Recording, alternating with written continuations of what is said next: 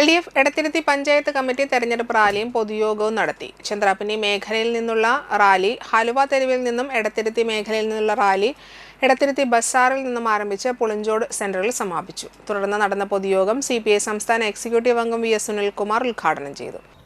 കേരളം കഴിഞ്ഞ 10 കൊല്ലം കേരളത്തിൽ ഇടതുപക്ഷ ജനാധിപത്യ മുന്നണി നടത്തിയിട്ടുള്ള പ്രവർത്തനം എന്ന് പറയുന്നത് 1957 മുതൽ കമ്മ്യൂണിസ്റ്റ് പാർട്ടിക്ക് അധികാരം കിട്ടിയ കാലം മുതൽ അധികാരത്തിൽ വന്നിട്ടുള്ള മാറി മാറി വന്ന ഇടതുപക്ഷ സർക്കാരുകൾ തുടർന്നു വന്ന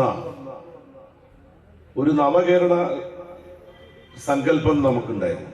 അതായത് 57 ഗവൺമെന്റിന് മുമ്പ് കമ്മ്യൂണിസ്റ്റ് പാർട്ടിയുടെ പ്രത്യേക സമ്മേളനത്തിൽ ഒരു പുതിയ കേരളത്തിന് വേണ്ടിയിട്ടുള്ള ഒരു കർമ്മ പദ്ധതി തയ്യാറാക്കിയ പാർട്ടിയാണ് ഇന്ത്യയിലെ കേരളത്തിലെ അന്നത്തെ അവിഭക്ത കമ്മ്യൂണിസ്റ്റ് പാർട്ടി. 57 അധികാരം കിട്ടിയപ്പോൾ നമ്മൾ നടപ്പാക്കാൻ തുടങ്ങിയിട്ടുള്ള എല്ലാ പദ്ധതികളും നയങ്ങളും നിയമനിർമ്മാണങ്ങളുമെല്ലാം നമ്മുടെ പ്രത്യയശാസ്ത്ര കാഴ്ചപ്പാടുകൾ മാത്രമല്ല, നമ്മുടെ നാടിൻ്റെ അല്ലെങ്കിൽ ഇന്ത്യയെ പോലെയുള്ള ഒരു രാഷ്ട്രത്തിന്റെ ഭാഗമായി നിൽക്കുന്ന ഒരു സ്റ്റേറ്റിനെ എങ്ങനെയാണ് അതിൻ്റെ മാതൃകാപരമായ വികസനം സാധ്യമാക്കുക എന്ന സങ്കല്പത്തോടുകൂടി നാം ആരംഭിച്ച പ്രയാണമാണ്.